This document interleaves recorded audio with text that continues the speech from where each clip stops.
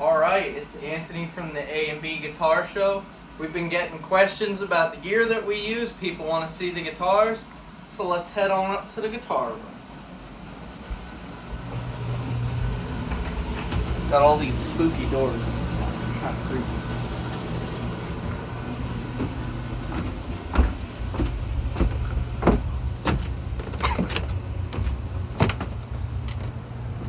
Are we ready? Oh, We're yeah. gonna enter Nirvana, or the Tone Dungeon. Here we go. It's a little warm in here. Alright. Brett, where do we start? Where do we want to start? You want to start with your setup? We can. Okay, so out of the guitar, George Ellis cable. It hits the custom audio electronics wah. Set to the yellow setting with a little bit of boost on it, so I don't have to hit the boost pedal when it's time for a solo. Phase 90. Pulp and peel compressor, only for single coils. That pedal only comes on for single coils and the Filtertrons and the Gretsch, just to give them a little bit of help to keep up with the humbuckers. Out of the pulp and peel, into the Friedman BEOD Deluxe. So I have the Marshall running relatively clean, just so I get like a 3-channel kind of setup. Blue channels back down pretty low for just like a little bit of kind of like plexi crunch, like Angus Young, AC/DC, Malcolm, that kind of stuff. Green channel set up for all my 80s hair metal that I play. Out of the BEOD Deluxe, it hits the JHS Panther, one of the original gray ones. That's set up for like a quicker kind of slap back. I use it in the beginning of Rebel Yell, that just to give it a little bit of texture, and I kick it on for solos. And then out of the delay into a Polytune 2, it keeps my ass in tune, and then into the amp. And then in the effects loop of the amp, it's real simple. I got one pedal. Got a Strymon Flint for reverb. That's really the only thing other than delay that I would really use is reverb.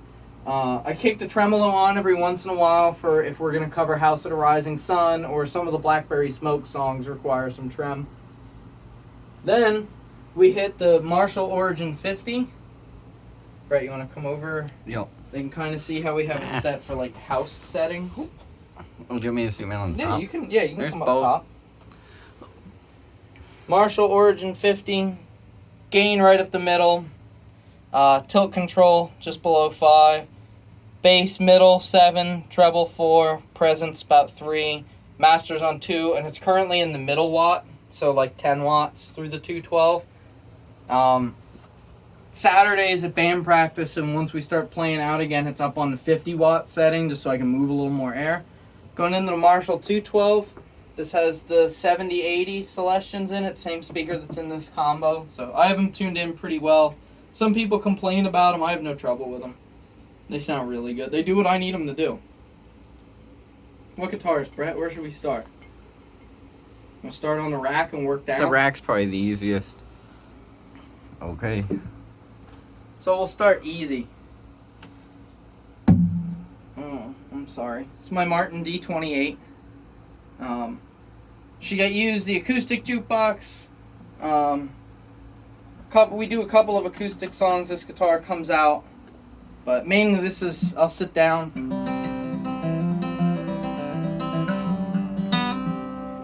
You know, when I just want to play at home or not have to deal with plugging the electrics in. This is my acoustic, favorite acoustic that I've ever owned. I've had Taylors, I've had other Martins, and I've always wanted a D28, and I finally made it happen last year.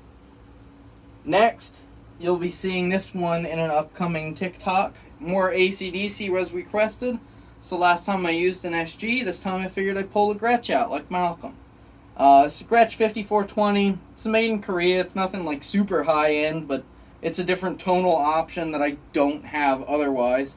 So blacktop Filtertrons. I have her strung with 1046s in standard tuning. Also, I don't have anything else with a Bigsby. It's my only Bigsby-loaded guitar, but it sounds really good. This one I usually hit it with the pulp and peel just to help it a little bit because the black tops are a little bit mellow compared to some of the other humbuckers we're running. And then this was my old number one for many, many years. This was, or is, my 2002 Les Paul Studio. Betty took a pretty bad tumble last year. The headstock snapped off. I don't know if you can see that. Mike did a pretty good job. I had Mike Binder from Black Diamond Custom Guitars fix it.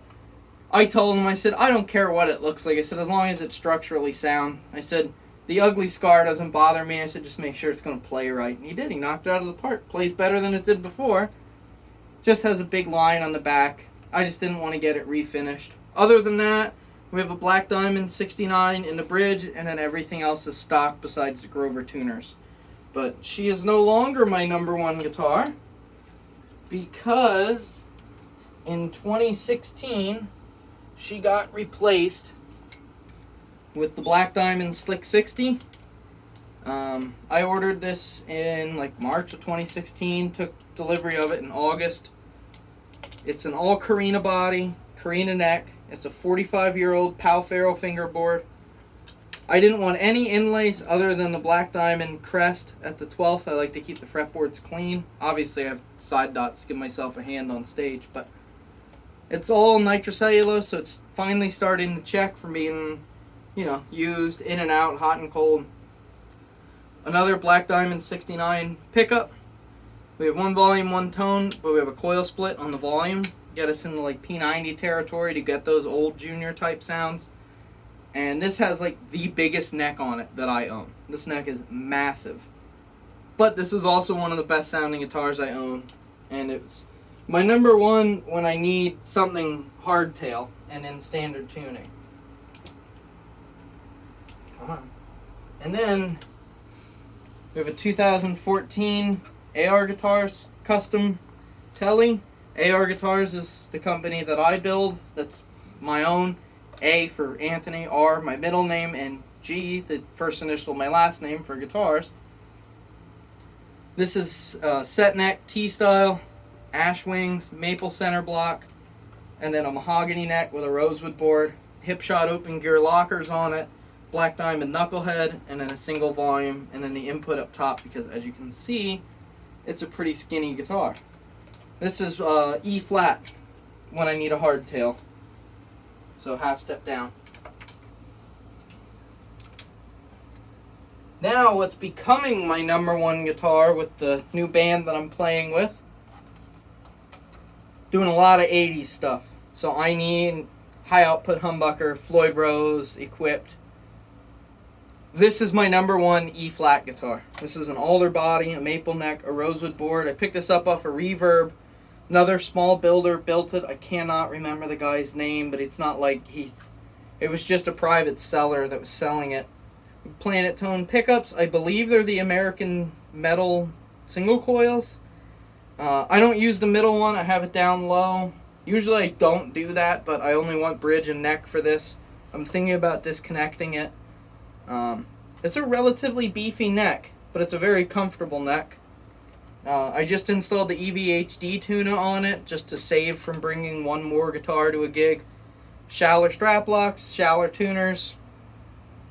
This is a killer guitar. I've always wanted a Kramer Tele, but they're ridiculously rare, so this was my next best option.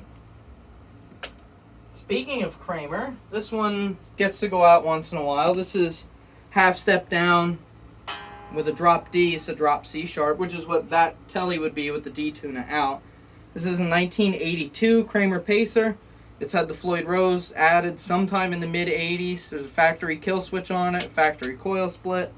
This is a killer guitar. This is a tiny, tiny little neck. It's a Floyd Rose R2, so it's very, very narrow. This is a killer guitar. I believe this was when they were still making the necks in Connecticut. This thing's awesome. Original humbucker. This guy stays at home, but it goes out once and again to practices.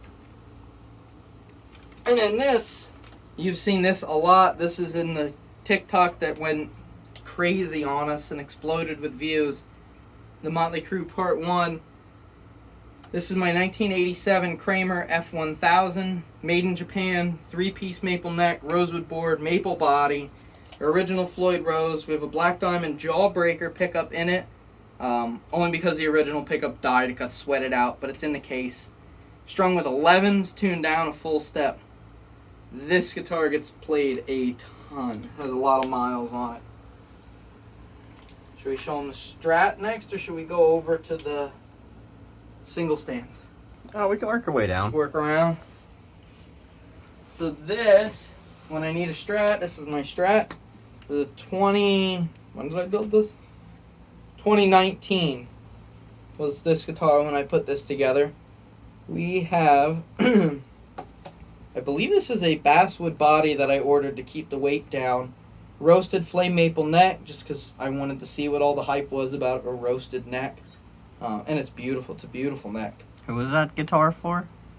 Okay, so I built this guitar for my fiance because she said she wanted to learn how to play guitar. But she wanted a seafoam green Strat. So I'm hunting, like, alright, I'll get a Squire so I'm not out a ton of money in case she doesn't like to play. And then I said, you know what, screw it. I'm going to put some money into it, so in case she doesn't like to play, I got a good Strat.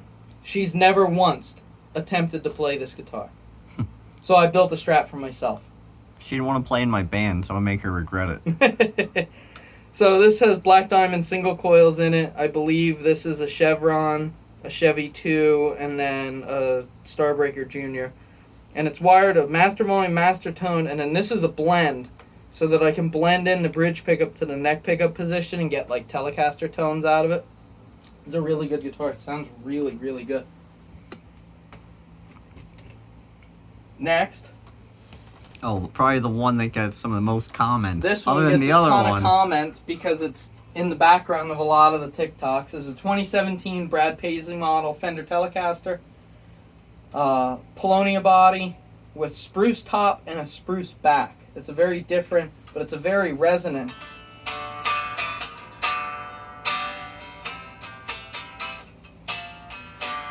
Forgot I had it in open G. It's a very resonant telly. So it's got Fender Custom Shop pickups in it. I believe that's a twisted telly neck and then something they wound for Brad. And then all this gook on the neck is my wear. It didn't come like that. It came like this, relic here, but all of the neck wear is all me. This has a really comfortable like V-shaped neck. It's really light. This guitar is like 6.5, 7 pounds. I am sweating like crazy up here. It's warm. Next, the next guitar that gets a ton of comments is my Black Diamond Modern. This is a 2011 model. It's an old one. This is the first neck that Mike carved by hand from scratch. Before he was using like pre-manufactured necks, and this was the really, really early days. But this was the first one he's ever done 100% from nothing. This has a Black Diamond Punisher and a DiMarzio Path in the neck, mahogany neck, purple heart body. It's super heavy. It's tuned down to drop C with 11 through 54s on it for really heavy stuff. But no, it's not a Gibson. People keep thinking it's a Gibson Modern, and it's not. It's better. Next, this one keeps getting confused as well. Somebody thought it's an RR3, and we're going to prove them it's not. It's a Jackson RR5. I believe it's an RR5T. It's a 2018 model. Maple neck through, not a bolt-on. Alder wings. Seymour Duncan distortions. This was used in the Metallica jukebox. This was used in obviously the Randy Rhoads era jukebox. It's been used in a couple of them. That's a really, really nice guitar. It's a really good guitar. Brett, you want to hand me the camera and I'll let you do your stuff?